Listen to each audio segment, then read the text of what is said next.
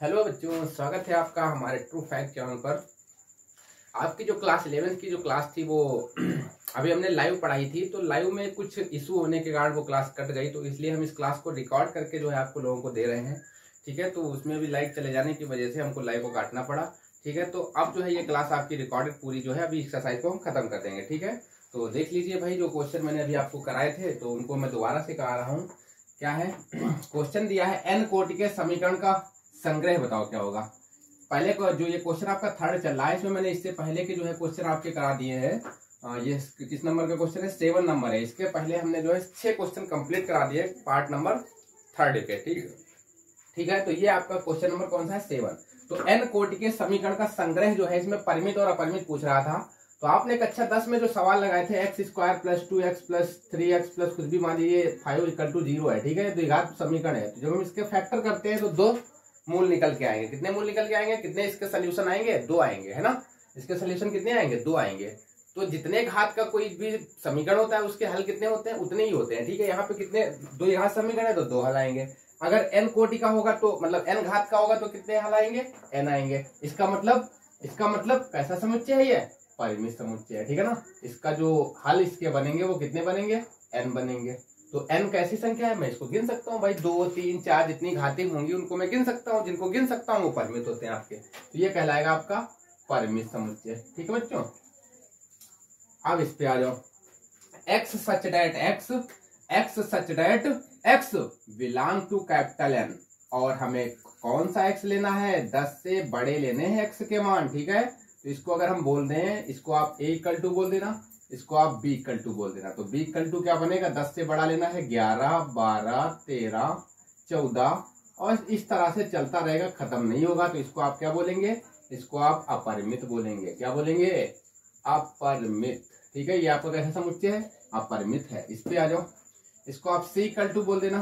तो इसमें देखो, x such that x belong to capital N, मतलब जो आपका x है वो बिलोंग कर रहा है नेचुरल नंबर से। कैपिटल N का मतलब होता है नेचुरल नंबर, मतलब प्राकृतिक संख्या। ठीक है, और हमें क्या लेना है? x 100 से छोटा लेना है। तो 1 2 3 4 5 इस तरह से चलता रहेगा, 99 तक जाएगा और फिर खत्म हो जाएगा, क्योंकि x की वैल्यू 100 से हमें क्या लेनी है? छोटी लेनी है। ठीक है, तो 99 तक ले सकते हैं। तो भाई 1 से लेकर 99 तक है, तो इतनी ही संख्या है, इनको तो हम काउंट कर सकते हैं। तो ये कैसा समुच्चय बनेगा?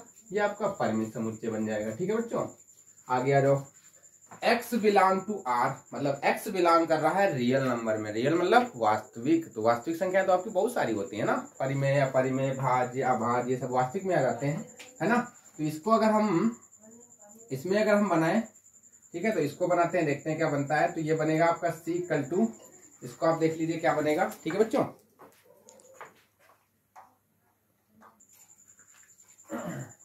देख लीजिए भाई, वो थोड़ा मार्कर नीचे गिर गया था। ठीक, चलिए क्या है इसमें? तो इसको हम c = बोलेंगे। 1 जो है, 1 क्या है? x जो है 1 से बड़ा या बराबर है, और 2 से छोटा या फिर बराबर है। तो हम कौन सी x की वैल्यू क्या ले सकते हैं? x की वैल्यू हम ले सकते हैं, क्या ले सकते हैं? x की वैल्यू 1 से बड़ी या बराबर, तो आप 1 ले लो। ठीक है, फिर क्या ले सकते हैं? 2 से छोटी या बराबर, मतलब 2 ले लो। ठीक है, ये संख्याएं बनेंगी। और जो x बिलोंग कर रहा है वो रियल नंबर में बिलोंग कर रहा है। तो आप अगर सोचें कि 1 और 2 के बीच में कितनी वास्तविक संख्याएं हैं भैया, 1 और 2 के बीच में कितनी संख्याएं होती हैं? आपने कक्षा 9 में सीखा था कि 2 संख्याओं के बीच की संख्याएं कितनी होती हैं? इनफाइनाइट संख्याएं होती हैं। कितनी होती हैं? इनफाइनाइट होती है। तो इनके बीच में अगर हम संख्याएं लिखें तो इनके बीच में कौन सी संख्या आएगी?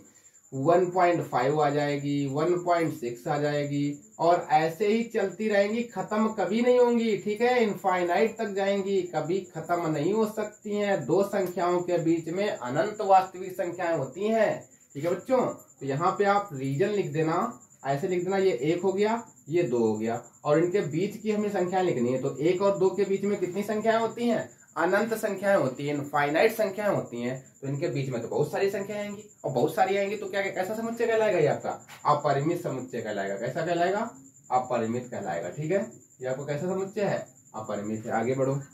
अंग्रेजी वर्णमाला के स्वरों का समुच्चय। तो अंग्रेजी वर्णमाला में कितने स्वर होते हैं? 5 होते हैं, लिख लो, A I E O U। ठीक है, तो ये 5 ही है। तो कैसा समुच्चय कहलाएगा? ये आपका परिमित समुच्चय कहलाएगा। ठीक बच्चों, परिमित समुच्चय। ठीक है बच्चों ना, समझ में आ रहा है। संख्या 8 के गुणकों का समुच्चय, इसको बनाओ। 8 के गुणक मतलब 8 का पाड़ा पढ़ दो आप। 8 एकम 8, 8 दूनी 16, 8 तीन 24, है ना। और इस तरह से चलता रहेगा। 8 का गुणक कभी भी खत्म नहीं हो सकता है। तो ये कैसा समुच्चय कहलाएगा? ये अपरिमित समुच्चय कहलाएगा। ठीक, तो कितने क्वेश्चन हो गए? पार्ट नंबर 3 आपका कंप्लीट हो गया। ठीक है, अब मैं चलता हूँ पार्ट नंबर 4 पे।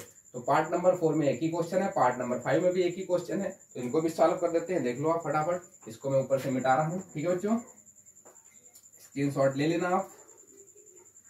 जहाँ पे ना चीजें समझ में आए वहां पे पूछ लेना भाई, कमेंट कर देना तो रिकॉर्ड में, तो मैं उसको देखूंगा, फिर मैं आपकी समस्या दूर करने की कोशिश करूंगा। ठीक है, संख्या 8 से कम, संख्या 6 से कम और 8 से अधिक पूर्णांकों का समुच्चय।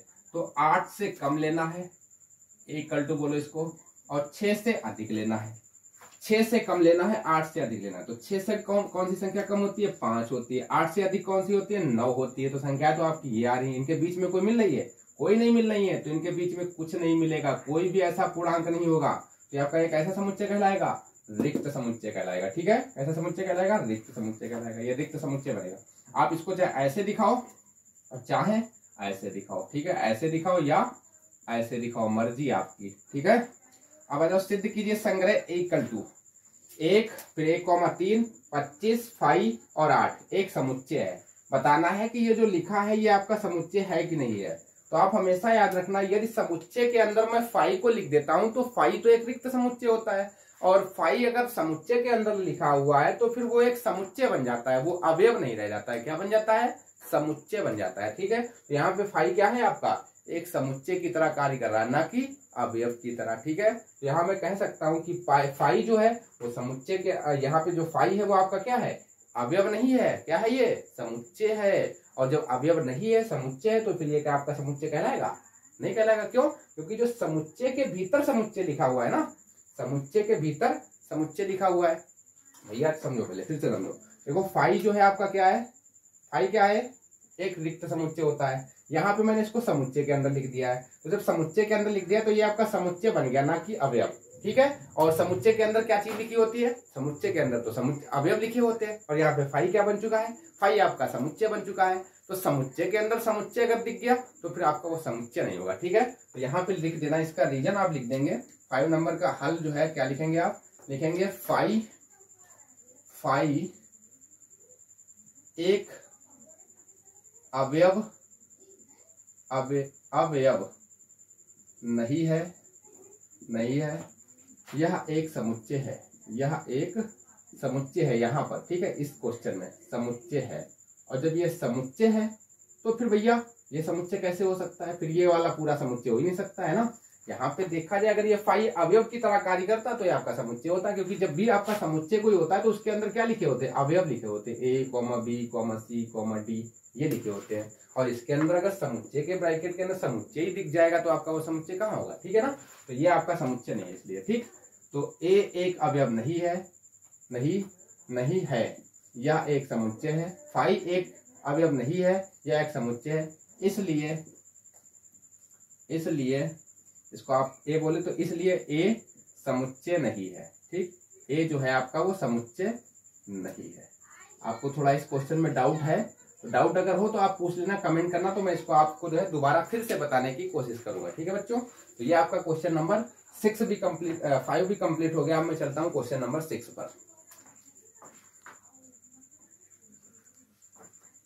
चलो अब इसको देखो बच्चों। ठीक है, तो इसमें क्या है? निम्नलिखित में समान कौन है, ये पूछ रहा है। क्वेश्चन नंबर 6 है आपका।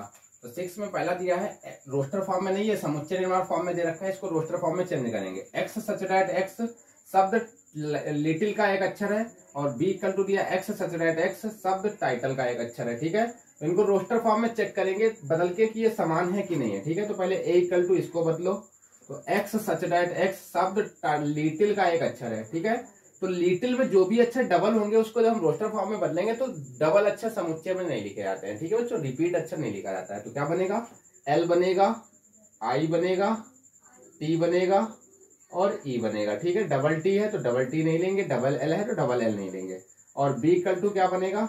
बी इक्वल टू इसका बनाओ, इसका टाइटल का बनाओ, तो टी आई और L और E, ठीक है। इसमें भी डबल टी है तो डबल टी नहीं लेंगे। अब देखा जाए तो जो ए में अवयव है वही बी में है, तो समान समुच्चय की डिफिनेशन हमने आपको बेसिक में बता रखी है। बेसिक वाली क्लास आप लोग देख लीजिए मेरी, जो है इसके पहले 2 या 3 लेक्चर बन चुके हैं, तो आप उनको देख लीजिए सभी बच्चों, ठीक है। तो इस लेक्चर को देखेंगे तो आप बहुत आसानी से समझ पाएंगे, ठीक है बेटा। तो इसमें देखो ए के सभी अवयव बी में है, बी के सभी अवयव ए में है, तो कहा जाएगा कि ए जो है आपका वो बी के बराबर है, ठीक। तो ए बी के बराबर है तो फिर आपका समान समुच्चय है, ठीक। अब आ जाओ क्वेश्चन नंबर 2 पर। तो इसको मैं मिटा रहा हूं यहां से और क्वेश्चन नंबर 2 की ओर बढ़ते हैं। क्वेश्चन नंबर 2 में दे रखा है a इक्वल टू 0 है, 0 एक अवयव है, यहाँ पे समुच्चय के अंदर लिखा है तो ये आपका समुच्चय तो है। और b इक्वल टू क्या दे रखा है, b इक्वल टू दे रखा है b equal to x such that x 7 से छोटा है और 10 से क्या है, बड़ा है। तो हमें ऐसी संख्या लेनी है जो 7 से क्या हो, छोटी हो, और 10 से क्या हो, बड़ी है। तो 7 से छोटी और 10 से बड़ी, ऐसी तो कोई संख्या ही नहीं होती है। ऐसी जब कोई संख्या ही नहीं होती है तो इसको आप क्या लिखेंगे, जब ऐसी कोई संख्या ही नहीं है इसको क्या लिखेंगे बता जल्दी से, ठीक। इसमें कोई आएगा ही नहीं, संख्या ही नहीं कोई आएगी। जब कोई संख्या ही नहीं आएगी तो हम इसको क्या बोलेंगे, रिक्त बोलेंगे। रिक्त का मतलब खाली बोलेंगे, है ना, कोई संख्या ही नहीं आ रही है। इसके अंदर देखा है तो ए के अंदर आपकी एक संख्या है 0 है, पर यहाँ तो आपका 5 मिल रहा है, कोई संख्या ही नहीं मिल रही है। तो क्या कहेंगे, तो कहेंगे ए जो है वो बी के बराबर नहीं है, ठीक है। तो क्या कहेंगे, ए नॉट इक्वल टू बी, ठीक। तो ए नॉट इक्वल टू बी है तो फिर ए और बी समान समुच्चय नहीं है, ठीक। इसमें आ जाओ, ए इक्वल टू दिया a, b, c, d और b इक्वल टू दिया 1, 2, 3, 4। तो देखो इसमें भी 4 अवयव हैं, इसमें भी 4 अवयव हैं, तो ये क्या समतुल्य कहलाएंगे, समान नहीं कहलाएंगे, ठीक है। समतुल्य की डिफिनेशन मैंने क्या बताई थी, यदि ए समुच्चय के सभी अवयव b में है, b के सभी अवयव a में है तो समान है, और यदि काउंटिंग में समान है तो वो समतुल्य होता है, ठीक है। तो यहाँ भी 4 अक्षर है, यहाँ भी 4 अक्षर है, तो समतुल्य है ना कि समान, ठीक है। तो ये क्वेश्चन नंबर 3 भी क्या कहलाएगा आपका, ए नॉट इक्वल टू है बी के, ठीक है। तो ये भी आपका समान नहीं है, ठीक है बच्चों। अब आ जाओ 4th पर। 4th में क्या है, ए इक्वल टू 5 है और बी इक्वल टू क्या है 0, यहाँ पे तो एक अवयव है ये, और सी इक्वल टू क्या है, यहाँ पे 5 एक क्या है, ये भी एक समुच्चय है, ठीक है। तो कह सकते हैं यहाँ पे क्या ए और बी क्या सी बराबर है, नहीं बराबर है भैया, ना तो ए बराबर बी है ना तो बी बराबर सी है, कोई भी बराबर नहीं है। तो फिर ये भी आपका समान नहीं है, ये क्वेश्चन नंबर 4, ठीक है बच्चों। तो इस प्रकार से क्वेश्चन नंबर आपका ये कौन सा कंप्लीट हुआ, क्वेश्चन नंबर ये 4 था, ठीक है। तो आगे बढ़ते हैं नेक्स्ट क्वेश्चन पर। नेक्स्ट क्वेश्चन देख लीजिए आप लोग क्या है। चलिए बच्चों क्वेश्चन नंबर 7 देख लीजिए आप। उन वास्तविक संख्याओं का समुच्चय बताओ जो समीकरण x² - 7x + 12 = 0 को संतुष्ट करते हैं, ठीक है। तो आप क्या करो, इसके फैक्टर कर लो, पहले इसके करो फैक्टर। तो x² - 7x + 12 बराबर में 0, यहाँ कुछ नहीं तो एक मान लो 12 1 कम 12, 12 के ऐसे फैक्टर करो कि गुणा करें तो 12 है, यहाँ पे लिखा है माइनस, तो घटाने तो जोड़ने पर आपका आ जाए 7, ठीक है। यहाँ माइनस होता है तो जोड़ने पर आता है, यहाँ माइनस होता है तो घटाने पर आता है, ठीक है बच्चों। तो जोड़ने पर 7 आया और घटाने और गुणा करने पर कितना है, 12 है, ठीक है। ऐसी कोई 2 संख्या बताओ मुझे। तो 4 3 12, 4 3 7, ठीक है। तो x² - 4 + 3, 4 3 7, 4 3 12, और x को बाहर करो, +12 बराबर 0।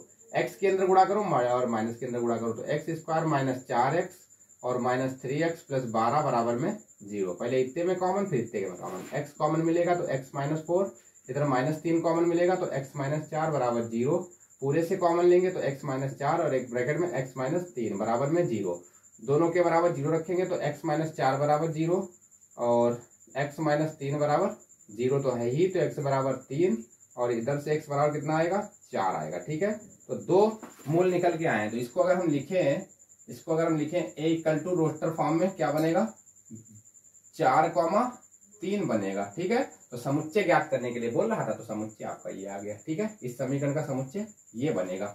अब इसमें आ जाओ, a इक्वल टू क्या दे रखा है, a इक्वल टू दे रखा है x² - 5x + 6, ठीक है। अब इसके फैक्टर इसके भी कर लो, तो इसके फैक्टर में यहाँ पे कर रहा हूँ, x² - 5x + 6 बराबर में 0।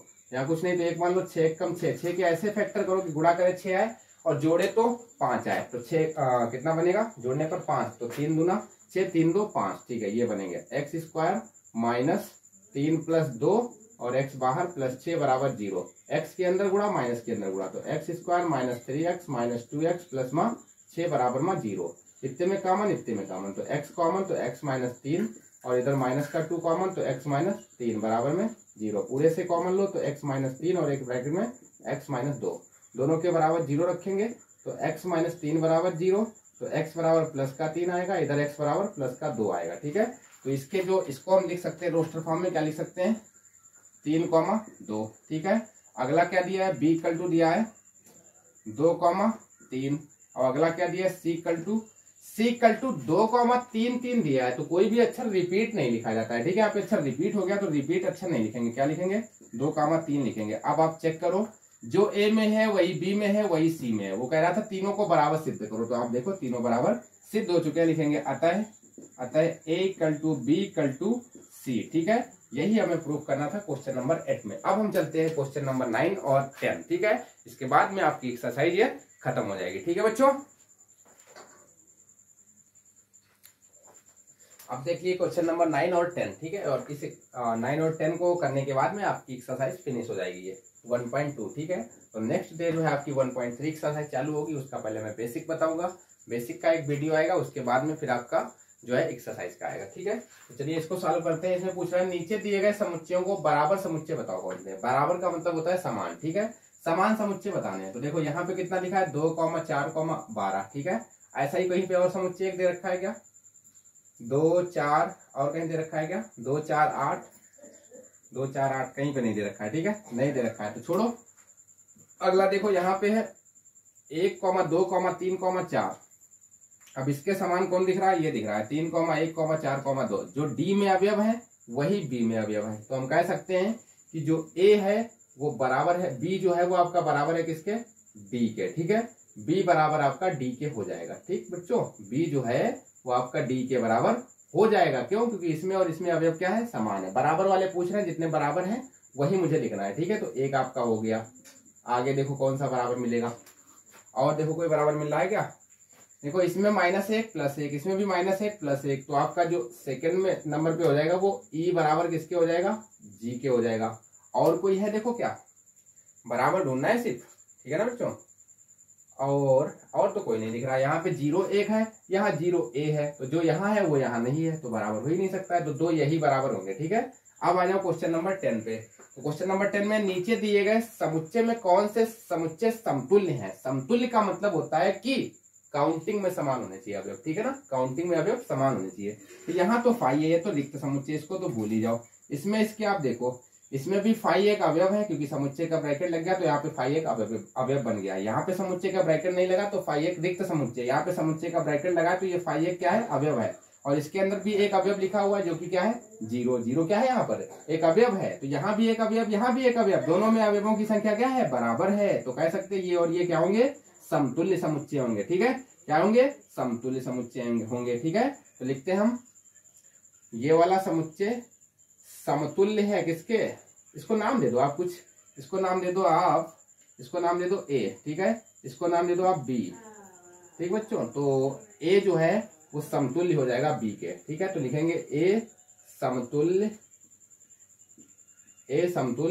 बी। ठीक है, ए जो है वो बी के समतुल्य है, ए समतुल्य है बी के। ठीक है बच्चों, इस प्रकार से इस एक्सरसाइज का खात्मा हो चुका है। नमस्कार बच्चों, गुड नाइट। और अगर आपको हमारे वीडियो अच्छे लग रहे हैं तो भाई ज्यादा से ज्यादा शेयर करो, सबको बताओ कि आपकी जो क्लास 11th की मैथ जो है रेगुलर और पूरी मैथ पढ़ाई जाएगी। तो सभी बच्चे ज्यादा से ज्यादा जो है वीडियो को लाइक करना और ज्यादा से ज्यादा लोगों को शेयर करना। ठीक है, ताकि हमें कुछ सपोर्ट मिले। ठीक है बच्चों।